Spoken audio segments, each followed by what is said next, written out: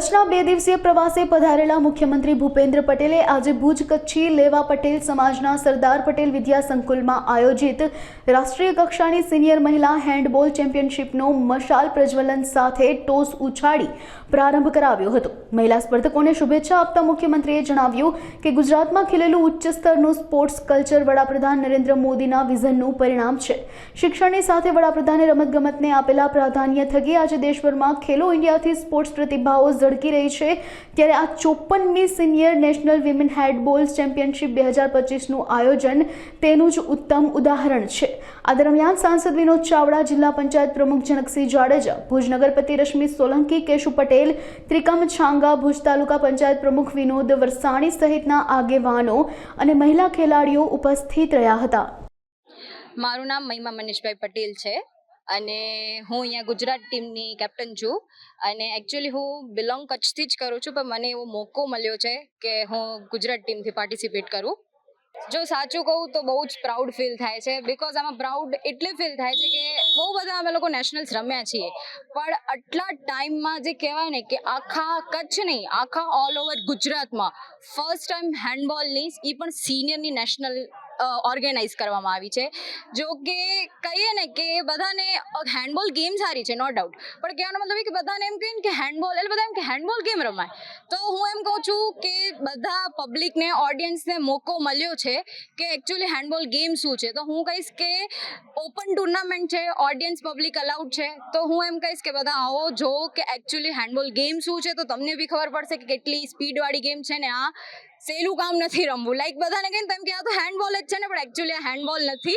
તો હું કહીશ અને બહુ પ્રાઉડ ફીલ થાય છે કે આટલા ટાઈમમાં, અને હું તો એમ કહીશ કે આ એક નેશનલ એકવાર કરી છે હું કહીશ, અને આ નો ડાઉટ બધું સારું થયું છે, જમવા કરવા રહેવાનું બધું છે, ટ્રાન્સપોર્ટ માટે બસને એ લોકોએ રાખી છે, પણ હું એમ કહીશ કે હજી આનાથી વધારે સારી કરવાની અમે લોકો ટ્રાય કરશું કે હજી આનાથી।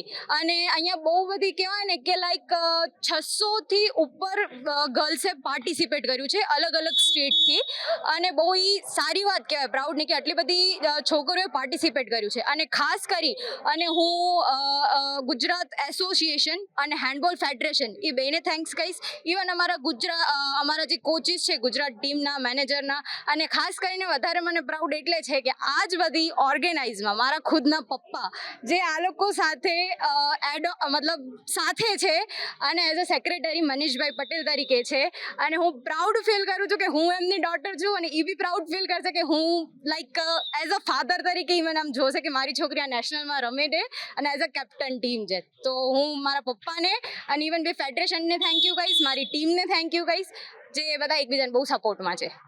આજે કચ્છી લેવા પટેલ સમાજના આંગણે આપણે સૌ જાણીએ છીએ કે સમગ્ર દેશની અંદર જ્યારે મોદી સાહેબ ગુજરાતમાં હતા ત્યારે ખેલે ગુજરાત અને હવે ખેલે ભારત, આ એક રમતગમત અને ખેલનું અભિયાન સમગ્ર દેશની અંદર એમણે આહવાન આપ્યું છે। ત્યારે આજે હેન્ડબોલની સ્પર્ધા, રાષ્ટ્રીય લેવલની સ્પર્ધા, ગુજરાત એનું યજમાન બન્યું છે, અને ગુજરાતના યજમાન પદ હેઠળ જ્યારે કચ્છની અંદર લેવા પટેલ સમાજની અંદર આ રાષ્ટ્રીય લેવલની રમતગમતનું આયોજન કરવામાં આવ્યું છે, ત્યારે સમગ્ર ગુજરાત, કચ્છ રમતવીરો અને રમતગમતના ડિપાર્ટમેન્ટો દ્વારા ખૂબ સરસ આયોજન થયું છે। અને એના યજમાન તરીકે જ્યારે અમારું કચ્છી લેવા પટેલ સમાજ અને સમગ્ર અહીંયાના ખેલાડીઓ અને ખેલપ્રેમીઓ દ્વારા આ સમગ્ર દેશમાંથી જે ખેલાડીઓ જ્યારે ગુજરાતમાં, કચ્છમાં પધાર્યા છે, ત્યારે કચ્છ દ્વારા એમનું ભાવભીનું સ્વાગત કર્યું છે, એનું આતિથ્ય,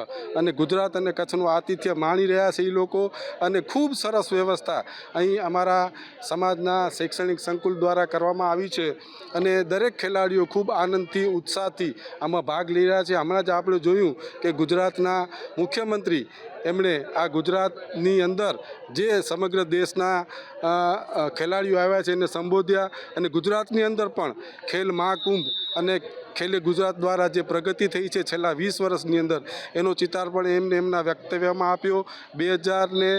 35ની અંદર ઓલિમ્પિકના આયોજનની વાત પણ એમને કરી। ગુજરાતમાં 2 સંકુલ હતા, એમાંથી આજે 24 સંકુલ થયા છે અને સમગ્ર ગુજરાતમાં જે આદરણીય દેશના વડાપ્રધાનનું સ્વપ્ન છે સાકાર કરવા માટે ગુજરાત સરકાર તત્પર છે। એ રીતે કચ્છના ખેલાડીઓ પણ ખૂબ સરસ રીતે અહીં ઘણા બધા સંકુલો સંસ્થાઓના છે અને એમાં જિલ્લા લેવલે, રાજ્ય લેવલે અને રાષ્ટ્રીય લેવલે પણ આપણા કચ્છના ખેલાડીઓ ચંદ્રકો પ્રાપ્ત કરે છે। આમ આ એક રમતગમતની બાબતમાં આ સુવર્ણ તક આજે આ કચ્છની અંદર સમગ્ર દેશના ખેલાડીઓ આવી અને પોતાનું કૌશલ્ય દાખવે છે, તો એ બાબતે આજે ખૂબ આનંદનો વિષય છે। હવે આપણે જે આખા ગુજરાત રાજ્યની ગરિમા થાય એવું કામ આપણે કર્યું છે, જે આખા ઓલ ઇન્ડિયાની બધા રાજ્યોની હેન્ડબોલ સ્પર્ધા દીકરીઓ માટેની આપણે અહીંયા કરી છે અને તે દીકરીઓને ખૂબ એને પોતાનું પ્રદર્શન કરવા માટેની તક મળે એના માટે આયોજન કર્યું છે। અને એની સાથે સાથે આપણે એને જે બહારથી આવ્યા છે તો આપણા મહેમાન કહેવાય, તો મહેમાનને જે ટીમ રમતી ન હોય તે ટીમને આપણે આજુબાજુના વિસ્તારમાં ફરવા માટેનું પણ આયોજન કર્યું છે। અત્યારે આપણી પાસે ટોટલ આપણા જે 28 રાજ્ય છે તો બધા રાજ્યની ટીમો આપણી પાસે આવી છે। સ્ટેટની ટીમો, બધા સ્ટેટની ટીમો આપણે રમવા માટે આવી છે। આ આપણી ટુર્નામેન્ટ 3 તારીખે પૂરી થશે। Doctor Pritpal Singh Saluja, secretary general handball federation of India. इसमें टोटल 28 राज्यों की टीम पूरे देश से प्रतिनिधित्व कर रही है। कुछ 1 या 2 टीमें जैसे नॉर्थ ईस्ट की आसाम या त्रिपुरा, क्योंकि बारिश और रोड खराब होने की वजह से वो यहाँ नहीं आ पहुँच पा रहे हैं। बाकी टोटल 28 प्रदेश की टीमें यहाँ पार्टिसिपेट कर रही हैं। ये टोटल 6 दिन का टूर्नामेंट है। शुरू में प्रीलिमिनरी राउंड चलेंगे, उसके बाद मेन राउंड होंगे, उसके बाद जो टीमें क्वालिफाई करेंगी उसमें quarter, semi, pre quarter, quarter और फिर सेमीफाइनल और फिर फाइनल खेला जाएगा।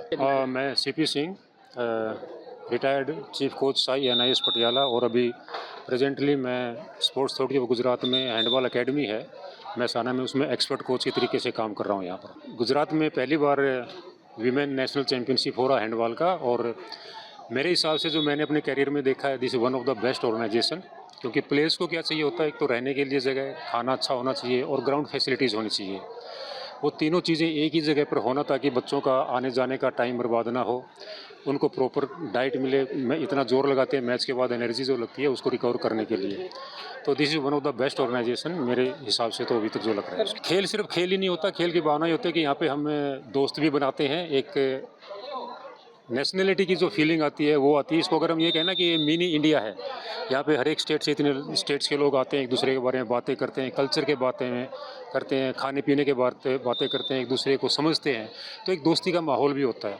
बस मैं यही कहता हूँ कि आप अपना अच्छा खेलिए, जो टीमें अच्छी होंगी वो हमेशा जीतेंगी। हार जाते हैं तो हार्ट लूज करने की ज़रूरत नहीं है। नेक्स्ट टाइम आइए, आप मेहनत करके आइए और अच्छे से आपको आपके रिजल्ट ज़रूर मिलेंगे उसमें।